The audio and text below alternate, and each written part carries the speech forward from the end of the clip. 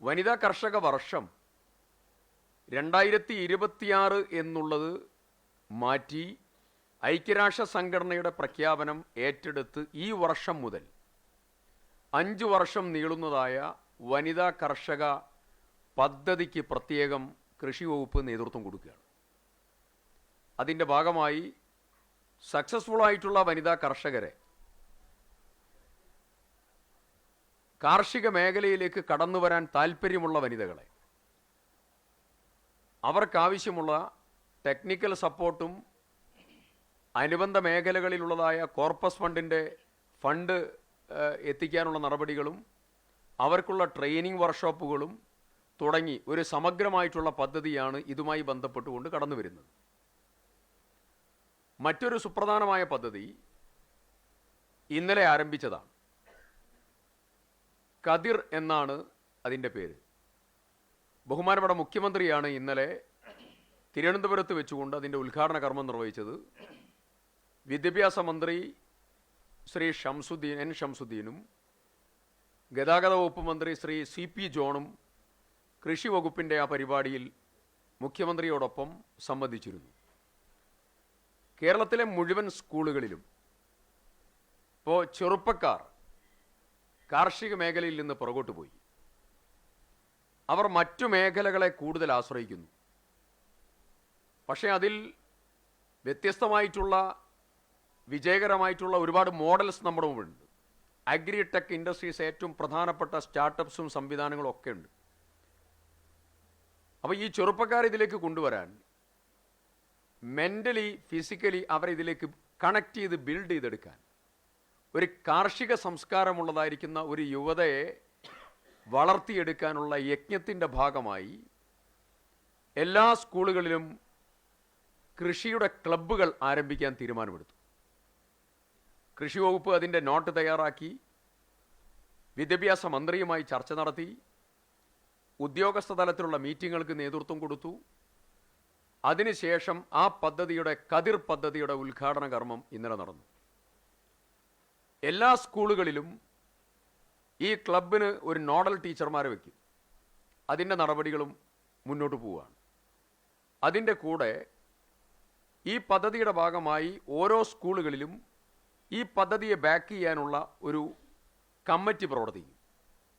അതിൽ PTA, nodal teacher, കൃഷി വകുപ്പിൻ്റെ ഉദ്യോഗസ്ഥന്മാർ, ആ മേഖലയിലെ ഏറ്റവും പ്രധാനപ്പെട്ടതായിരിക്കുന്ന കർഷകർ തുടങ്ങിയതായിരിക്കുന്ന ഒരു കമ്മിറ്റി ഈ കുട്ടികളെ ഈ കാര്യത്തിൽ ബാക്ക് ചെയ്യും. സ്കൂളുകളിൽ സ്ഥലമുണ്ടെങ്കിൽ അവിടെ, അതല്ല ഈ കമ്മിറ്റി ഒരു സ്ഥലം കണ്ടെത്തി നൽകാനുള്ള നടപടികൾ, അതിൽ സാമ്പത്തികമായിട്ടുള്ള സൗകര്യവും ആ വിദ്യാർത്ഥികൾക്കുള്ള അനുബന്ധമായിട്ടുള്ള ട്രെയിനിങ് വർക്ക്ഷോപ്പ് ഉൾപ്പെടെയുള്ള സംവിധാനങ്ങളും ടെക്നിക്കൽ എക്സ്പേർട്ടിനെ അതുമായി കണക്ട് ചെയ്യാനുള്ള നടപടികൾ ഉൾപ്പെടെ അതിവിപുലമായിട്ടുള്ള ഒരു കാർഷിക സംസ്കാരമുള്ള യുവതയെ വാർത്തെടുക്കാനുള്ള പ്രോസസ്സിന് തുടക്കം കുറിച്ചു. അതിൽ അടുത്ത ഘട്ട മീറ്റിംഗ് ഉടനെ നടക്കുമ്പോൾ കുട്ടികൾക്ക് വെയിറ്റേജ് ഉൾപ്പെടെ മാർക്ക് വെയിറ്റേജ് ഉൾപ്പെടെയുള്ള കാര്യം എങ്ങനെ കൊടുക്കാൻ പറ്റും എന്നുള്ളത് വിദ്യാഭ്യാസ വകുപ്പിനോട് ആലോചിക്കാൻ വേണ്ടി നമ്മുടെ താല്പര്യങ്ങൾ പറഞ്ഞിട്ടുണ്ട്. എനിക്ക് തോന്നുന്നു കേരളത്തിലെ ചില സ്കൂളുകളിൽ പരിമിതമായി ഈ കൃഷി നടക്കുന്നുണ്ട്, നന്നായി നടക്കുന്നുണ്ട്.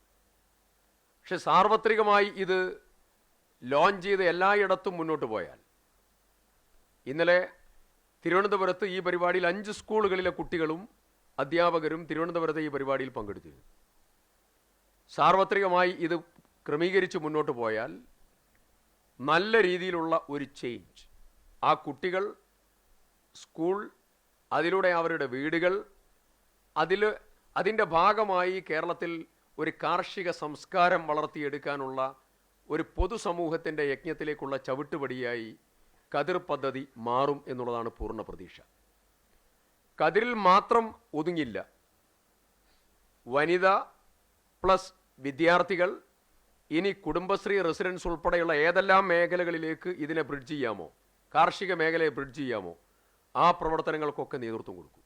കേരളത്തിൽ കൃഷി ചെയ്യാത്തതായിട്ടുള്ള ഇടങ്ങളും തരിശായി കിടക്കുന്നതായിരിക്കുന്ന ഇടങ്ങളും ഉണ്ടാവരുത്. ഉപയോഗപ്പെടുത്താവുന്ന എല്ലാ മേഖലകളും കാർഷിക മേഖലയിലേക്ക് കണക്ട് ചെയ്ത് കൊണ്ടുപോകാനുള്ള നടപടികൾ ആരംഭിക്കുക. മറ്റൊരു പ്രധാനപ്പെട്ട കാര്യം, ഓണവുമായി ബന്ധപ്പെട്ടുകൊണ്ട് ഓണത്തിനൊരുങ്ങാം വിളവിൻ്റെ വിസ്മയം എന്ന നാമധേയത്തിൽ പച്ചക്കറി, പുഷ്പകൃഷി തുടങ്ങിയതായിരിക്കുന്ന പദ്ധതികളുടെ ഒരു തുടക്കവും ഇന്നലെ ആരംഭിക്കുകയുണ്ടായി.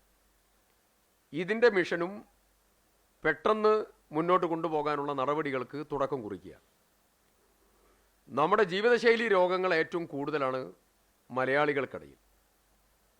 അതിലേറ്റവും പ്രധാനപ്പെട്ട കാരണം ഒരു സംശയവുമില്ല, ഭക്ഷണമാണ് പ്രശ്നം. അതിലൊരു ഭാഗം നമ്മുടെ പച്ചക്കറിയാണ്.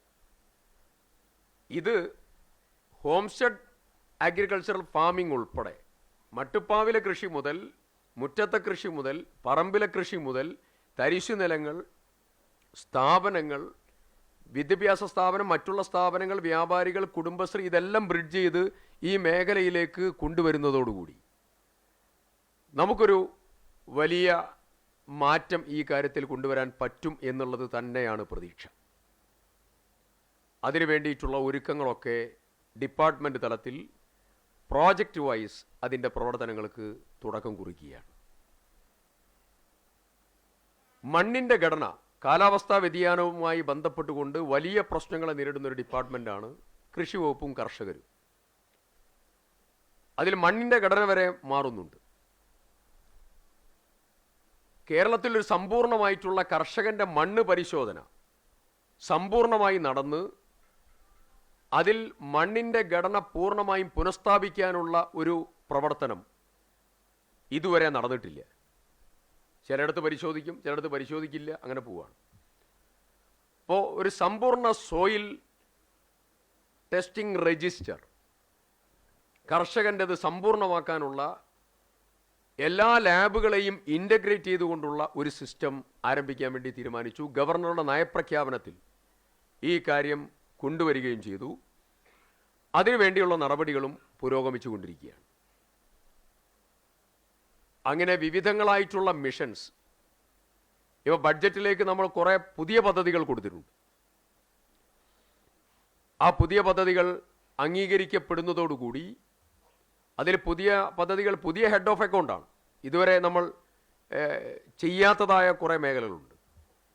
അതിൻ്റെ വിശദാംശങ്ങൾ ഇപ്പോൾ പറയുന്നില്ല. കാർഷിക മേഖലയിലെ AI ടെക്നോളജി ഉൾപ്പെടെ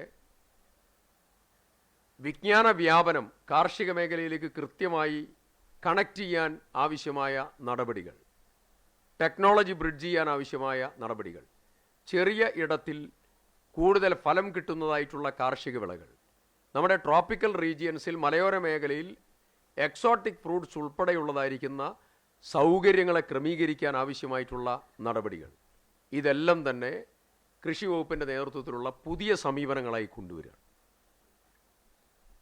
മണ്ണിൽ കർഷകനെ നിലനിർത്താനുള്ള വലിയ നടപടികളും പ്രവർത്തനങ്ങളും ഉണ്ടാകും. ആ മുന്നോട്ടുള്ളതായിരിക്കുന്ന പ്രയാണത്തിൽ നിങ്ങളുടെ എല്ലാവരുടെയും പിന്തുണയും സഹായവും ഉണ്ടാകണം എന്നുള്ളത് പറയുന്നു. വകുപ്പിനെ, കൃഷി വകുപ്പിൽ അഗ്രി ബിസിനസ് ഡെവലപ്മെൻറ്റ് ഡിപ്പാർട്ട്മെൻ്റ് ഇല്ല. മാർക്കറ്റിംഗ് ഡിവിഷൻ ഇതുവരെ ഇല്ല. അതൊരു പ്രധാന പ്രശ്നമാണ്. അതിൽ ഡിപ്പാർട്ട്മെൻറ്റിൽ ബിസിനസ്, അഗ്രി ബിസിനസ് മാർക്കറ്റിംഗ് ഡെവലപ്മെൻറ്റുമായി ബന്ധപ്പെട്ടതായിരിക്കുന്ന സെപ്പറേറ്റ് ആയിട്ടുള്ള ഒരു ഡിവിഷൻ ആരംഭിക്കും.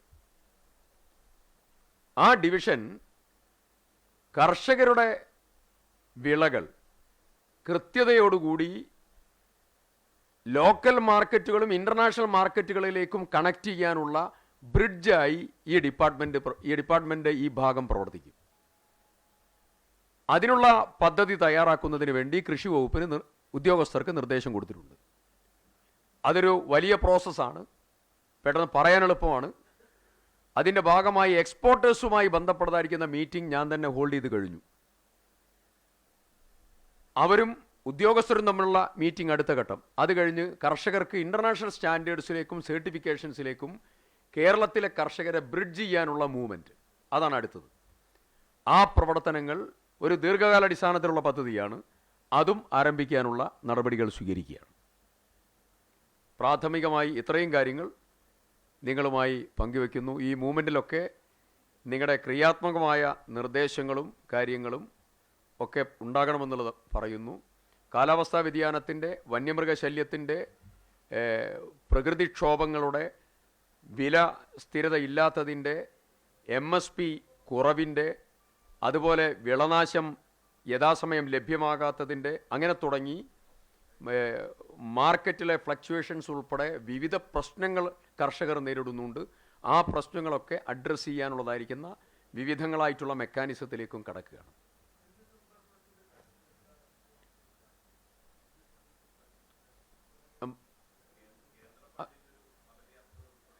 രാജ പറയാം.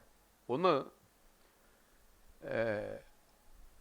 നെല്ല് സംഭരണം പ്രഥമ ക്യാബിനറ്റ് യോഗത്തിൽ ഞാൻ തന്നെ കൃഷിമന്ത്രി എന്ന രീതിയിൽ ക്യാബിനറ്റ് യോഗത്തിൽ ഈ നെല്ല് സംഭരണത്തിൻ്റെ വിവിധ പ്രശ്നങ്ങൾ ഉയർത്തിക്കൊണ്ടുവന്നു.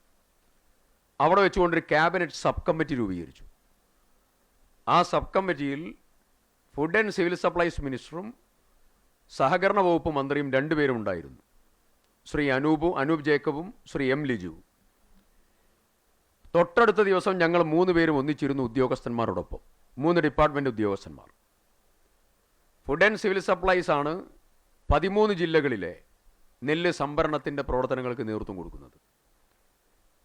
കഴിഞ്ഞ സർക്കാരിൻ്റെ അവസാന കാലത്ത് പാലക്കാട് ജില്ലയിൽ സഹകരണ സംഘങ്ങളെ ഇതുമായി കണക്ട് ചെയ്തു. അവിടെ പാക്സ് ആയിരുന്നു അവിടുത്തെ സംഭരണത്തിൻ്റെ PRS ഇഷ്യൂ മറ്റു കാര്യങ്ങളുമായി ബന്ധപ്പെട്ട കാര്യങ്ങൾക്ക് നേതൃത്വം കൊടുത്തത്. അവിടെ വെച്ചു, ആ മീറ്റിങ്ങിൽ വെച്ചുകൊണ്ട് മൺസൂൺ വരുന്നതിന് മുമ്പ് സമ്പൂർണ്ണമായിട്ടുള്ള സംഭരണം പൂർത്തിയാക്കാനുള്ള നടപടികൾക്ക് നേതൃത്വം കൊടുക്കണമെന്ന് പ്രത്യേക നിർദ്ദേശം കൊടുത്തു. കൃഷി വകുപ്പ് മന്ത്രി എന്ന രീതിയിൽ എൻ്റെ ഓഫീസിൽ ഓരോ ദിവസത്തെ ഇതിൻ്റെ അപ്ഡേഷൻ നടക്കുകയാണ്. ഇനി സംഭരിക്കാനുള്ളത് വളരെ പരിമിതമായിട്ടുള്ള നെല്ലുകൾ മാത്രമാണ്. 2, PRS ഇഷ്യൂ ചെയ്യുന്നതിലുള്ളതായ പ്രശ്നങ്ങൾ അത് ചർച്ച ചെയ്തു. മുഴുവൻ കർഷകർക്കും PRS ഇഷ്യൂ ചെയ്യാൻ വേണ്ടിയുള്ള നിർദ്ദേശം കൊടുത്തു. അതും നടന്നുകൊണ്ടിരിക്കുകയാണ്. മൂന്നാമത്തെ കാര്യം, PRS ഇഷ്യൂ ചെയ്തതിന് ശേഷമുള്ള വെരിഫിക്കേഷനാണ്. ആ വെരിഫിക്കേഷൻ നടപടികളിലുള്ള കാലതാമസം ഒഴിവാക്കാനുള്ള നിർദ്ദേശം കൊടുത്തു. പിന്നെ ഞങ്ങൾ നേരിട്ടത് 2 പ്രശ്നമാണ്. ഒന്ന്, കനറ ബാങ്കിൻ്റെയും സ്റ്റേറ്റ് ബാങ്ക് ഓഫ് ഇന്ത്യയുടെയും എഗ്രിമെൻ്റ് കാലാവധി മാർച്ച് 31 അവസാനിച്ചു. രണ്ടാമത്തെ പ്രശ്നം, പാലക്കാട് ജില്ലയിൽ പരീക്ഷണാടിസ്ഥാനത്തിൽ നടത്തിയ സഹകരണ സംഘങ്ങളിലൂടെയുള്ള നെല്ല് സംഭരണം. അതിൽ സഹകരണ സംഘങ്ങൾ മുഴുവൻ ആ മൂവ്മെൻറ്റിലേക്ക് വരാതെ വിഡ്രോ ചെയ്യുന്നതായ സാഹചര്യം. കേരള ബാങ്കിന് പണം കൊടുക്കുന്നതിൽ വന്നതായിരിക്കുന്ന പരിമിതികൾ, അതിന് ഗവൺമെൻറ്റിൻ്റെ ഗ്യാരണ്ടി വേണം എന്നുള്ള ഡിമാൻഡ്. അപ്പോൾ അങ്ങനെ ഗ്യാരണ്ടി കൊടുക്കാൻ നിയമപരമായി ഗവൺമെൻറ് കഴിയാത്തതായ സാഹചര്യം ഉൾപ്പെടെ വിവിധ കാര്യങ്ങൾ ഞങ്ങൾ ചർച്ച ചെയ്തു. 2ാം ഘട്ടം മുഖ്യമന്ത്രിയുടെ നേതൃത്വത്തിൽ ഞങ്ങൾ യോഗം ചേർന്നു. മുഖ്യമന്ത്രിയുടെ നേതൃത്വത്തിൽ 5 ദിവസം മുമ്പ് നടന്നതായിരിക്കുന്ന യോഗത്തിൽ വകുപ്പ് ഉദ്യോഗസ്ഥന്മാരും ബാങ്കിൻ്റെ ഉദ്യോഗസ്ഥന്മാരും സിവിൽ സപ്ലൈസ്, അഗ്രികൾച്ചർ, സഹകരണം എല്ലാ ഉദ്യോഗസ്ഥന്മാരും ഞങ്ങൾ 3 മന്ത്രിമാരും മുഖ്യമന്ത്രിയും കൂടെ ഇരുന്നു. ആ മീറ്റിങ്ങിൽ വെച്ചുകൊണ്ട് നെല്ല് സംഭരണവുമായി ബന്ധപ്പെട്ട എല്ലാ പ്രശ്നങ്ങളും പരിഹരിച്ചു. ഒന്ന്, കനറ ബാങ്കും സ്റ്റേറ്റ് ബാങ്ക് ഓഫ് ഇന്ത്യയുമായി ബന്ധപ്പെട്ട കരാർ അത് പുതുക്കി. 2, പാലക്കാട് പരീക്ഷണാടിസ്ഥാനത്തിൽ നടത്തിയതായ പാക്സിൻ്റെ ഇൻവോൾവ്മെൻറ്റ് നെല്ല് സംഭരണത്തിൽ നിന്ന് ഒഴിവാക്കി. കേരളത്തിലെ 14 ജില്ലകളിലും ഇന്ന് സിവിൽ സപ്ലൈസ് കോർപ്പറേഷനാണ്, സപ്ലൈകോ മുഖാന്തരമാണ് ഇതിൻ്റെ നടപടികൾക്ക് നേതൃത്വം കൊടുക്കുന്നത്. ബാങ്ക് പണം കൊടുത്തതായ ബാങ്കുകൾക്ക് പണം കൊടുക്കാനുള്ള നടപടികൾ അത് സ്വീകരിച്ചു. മുഴുവൻ കർഷകർക്കും കൊടുക്കാനുള്ള പണം നൽകാനുള്ള നടപടികൾക്കും നേതൃത്വം കൊടുത്തു. നെല്ല് സംഭരണവുമായി ബന്ധപ്പെട്ടുകൊണ്ടുണ്ടായ പ്രശ്നം പരിഹരിക്കുന്നതിന് നേതൃത്വം കൊടുത്തു. പണം അവരുടെ കയ്യിലേക്ക് പോവുകയാണ്.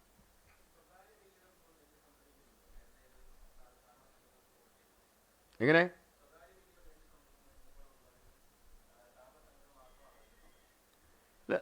മില്ലുകളാണ് സംഭരിക്കുന്നത്. ഇവർ ഇതിൻ്റെ PRS ഇഷ്യൂ, പണം കൊടുക്കൽ, ഈ കാര്യങ്ങളുമായി കണക്ട് ചെയ്തുകൊണ്ടാണ് ബാങ്കുകൾ നിൽക്കുന്നത്. അപ്പോൾ അതിൽ സ്വകാര്യ മില്ലുകൾ കേരളത്തിൽ നെല്ല് സംഭരിക്കുന്നുണ്ട്. അപ്പം നേരിടുന്ന പ്രശ്നം എന്താണെന്ന് ചോദിച്ചാൽ, ഈ നെല്ല് സംഭരിക്കുന്ന സമയത്ത് ഇവർ കിഴിവ് ആവശ്യപ്പെടുകയാണ്. അത് ഈർപ്പത്തിൻ്റെ മറ്റു കാര്യങ്ങളൊക്കെ പറഞ്ഞാണ്. ആ കിഴിവ് നേരത്തെ കിഴിവില്ലായിരുന്നു. അപ്പോൾ ഇപ്പോൾ ഈ കിഴിവ് കർഷകനുള്ള നഷ്ടമാണ്. അപ്പോൾ അതുകൊണ്ട് അതെങ്ങനെ പരിഹരിക്കാൻ പറ്റും എന്നുള്ളതാണ് കർഷകർ ചോദിക്കുന്ന, മില്ലുമായി ബന്ധപ്പെട്ടതായിരിക്കുന്ന ഒരു ക്രൂഷ്യൽ പ്രശ്നം. അത് ഞങ്ങൾ മില്ലുടമകളുമായി സംസാരിക്കാൻ വേണ്ടി തീരുമാനിക്കുകയാണ്. Food and civil supplies minister ആ കാര്യത്തിൽ പ്രത്യേക താല്പര്യമെടുക്കും. ശതമാനക്കണക്കിന് അവർ 3% പറയുന്നുണ്ട്. ഏറ്റവും നല്ല ഹോട്ട് സ്ഥലമുള്ളതായിരിക്കുന്ന പാലക്കാട് വരെ ഡിസ്കൗണ്ട് മില്ലുകൾ ഡിമാൻഡ് ചെയ്യുകയാണ്. ഈ ഡിമാൻഡിൽ തീരുമാനമാകാതെ വരുമ്പോൾ സംഭരണം വൈകുകയാണ്. അതാണ് ഒരു പ്രധാനപ്പെട്ടതായിരിക്കുന്ന കാര്യം. അതിൽ പരമാവധി പ്രശ്നങ്ങൾ തീർത്തു. ഇനി അത് ശാശ്വതമായി പരിഹരിക്കാൻ ആവശ്യമായ ഒരു mechanism food and civil supplies department നടത്താൻ വേണ്ടി നിർദ്ദേശം കൊടുത്തിട്ടുണ്ട്. ഏതാ? ജീവനക്കാരുടെ PRS ഇഷ്യൂ, അതിൻ്റെ വെരിഫിക്കേഷൻ, അതിൻ്റെ സംഭരണം, അതിൻ്റെ ലോഡിങ് അൺലോഡിങ്, അതിൻ്റെ ട്രാഫിക്കിംഗ്, ഈ കാര്യത്തിലൊക്കെയുള്ള ഒരു പൊതുവായിട്ടുള്ള ചെറിയതായിരിക്കുന്ന ഒരു ഡിലേ ഉണ്ടാവും. അതല്ലാതെ ഒരു ഗുരുതരമായിട്ടുള്ള ഡിലേ ഇപ്പോൾ നിലവിലില്ല. നന്നായി നടക്കുന്നു.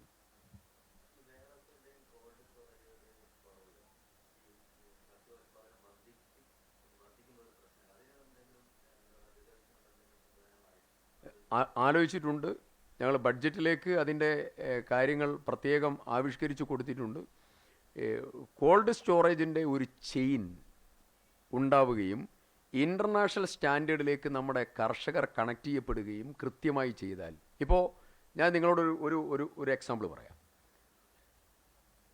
സിയാൽ കഴിഞ്ഞാൽ കേരളത്തിൽ സിയാലിൻ്റെ തൊട്ടു താഴെ ഏറ്റവും കൂടുതൽ spices, fruits and vegetables export നടക്കുന്നൊരിടം കരിപ്പൂർ എയർപോർട്ടാണ്.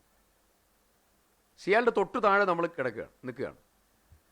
അപ്പോൾ നമ്മുടെ അഗ്രികൾച്ചറൽ പ്രോഡക്ട്സും ഫ്രൂട്ട്സും സ്പൈസസും ഇൻ്റർനാഷണൽ മാർക്കറ്റിലേക്ക് പോകുന്നുണ്ട്. പക്ഷെ പ്രശ്നം എന്ന് പറഞ്ഞാൽ ചിലത് റിട്ടേൺ ആവുന്നുണ്ട്. ഈ റിട്ടേൺ ആവുന്നതിന് 2 ഇഷ്യൂ ആണ്. ഫ്രൂട്ട്സ് ആൻഡ് വെജിറ്റബിൾസ് എപ്പോഴും പെരിഷബിളാണ്. അത് പെട്ടെന്ന് അഴുക്കാവും, സമയത്തിന് എത്തേണ്ടതുണ്ട്. രണ്ടാമത്തത്, ഇൻ്റർനാഷണൽ സ്റ്റാൻഡേർഡ്സിലേക്ക് ഇത് ബ്രിഡ്ജ് ചെയ്യപ്പെടുന്നില്ല. അതിൽ കോൾഡ് സ്റ്റോറേജ് വരും, അതിൽ ട്രാൻസ്പോർട്ടേഷൻ വരും, അതിൽ ഇൻ്റർനാഷണൽ സ്റ്റാൻഡേർഡ്സിലേക്ക് നമ്മുടെ വിളകളെയും കർഷകരെയും ഉയർത്താനുള്ള നടപടി വരും. ഇതിനൊരു സെപ്പറേറ്റ് ആയിട്ടുള്ള മൂവ്മെൻറ്റ് സ്റ്റാർട്ട് ചെയ്യുക. അതാണ് ഞാൻ നേരത്തെ പറഞ്ഞത്, അഗ്രി മാർക്കറ്റിംഗ് ഡെവലപ്മെൻറ്റ് ഡിപ്പാർട്ട്മെൻറ്റ് കൃഷി വകുപ്പിൽ തുടക്കം കുറിക്കാനുള്ള നടപടികൾ സ്വീകരിക്കും. അതിൻ്റെ ഭാഗമായി ഇതെല്ലാം അതിൻ്റെ ഭാഗമായിട്ട് കടന്നു വരും.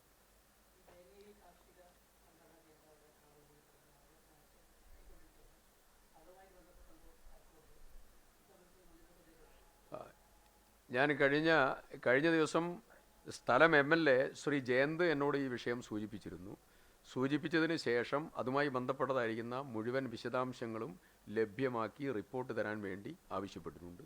അതിൻ്റെ മേലെ അത് പരിശോധിച്ച് ബാക്കിയുള്ള നടപടികൾ എടുക്കും.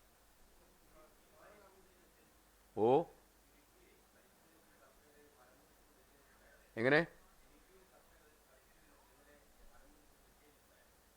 മരം മുറിച്ച് പ്രതിഷേധം.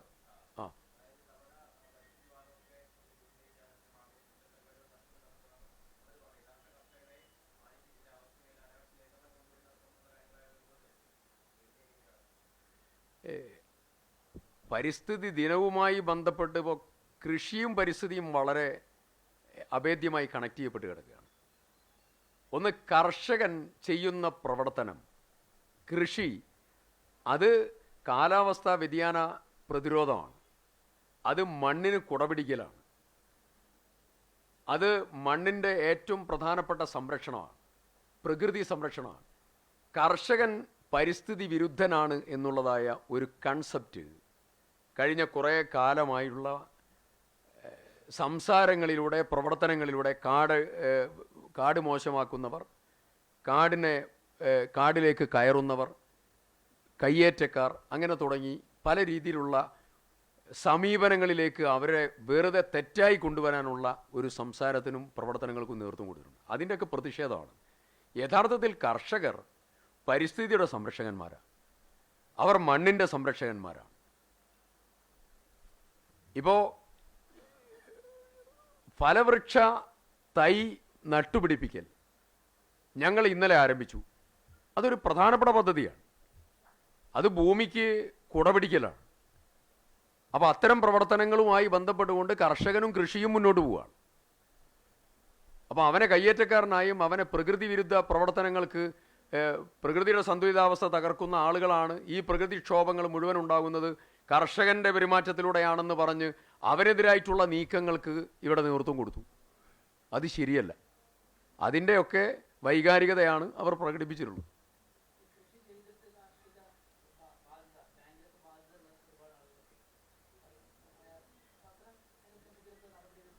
ഇപ്പോൾ ഞാൻ അതിലെ ഒരു എക്സാമ്പിൾ പറയാം. പ്രകൃതിക്ഷോഭവുമായി ബന്ധപ്പെട്ടതായിരിക്കുന്ന കൊടുക്കാനുള്ള പണം, കർഷകർക്ക് കൊടുക്കാനുള്ള പണം 2021 മുതൽ പെൻഡിങ്ങാണ്. ഇപ്പം നെല്ല് സംഭരണവുമായി ബന്ധപ്പെട്ടുകൊണ്ട് സഹകരണ മേഖലയ്ക്ക് കൊടുക്കാനുള്ള പണം 780 കോടിയാണ്. സിവിൽ സപ്ലൈസ് ഡിപ്പാർട്ട്മെൻറ്റിന് കിട്ടാനുള്ളത് 2000 കോടി രൂപയ്ക്കടുത്താണ്. അങ്ങനെ തുടങ്ങി വിവിധങ്ങളായിട്ടുള്ള സാമ്പത്തിക പ്രശ്നങ്ങൾ നേരിടുന്നുണ്ട്, ചെറുതും വലുതുമായ പ്രശ്നങ്ങൾ നേരിടുന്നുണ്ട്. പക്ഷേ അതൊക്കെ കവർ ചെയ്തു പോകാൻ ആവശ്യമായ ഫൈനാൻഷ്യൽ മാനേജ്മെൻറ്റ് മെക്കാനിസം ആരംഭിക്കും. കൂടുതൽ വാർത്തകൾക്ക് news 18 Keralam YouTube channel subscribe ചെയ്യുക.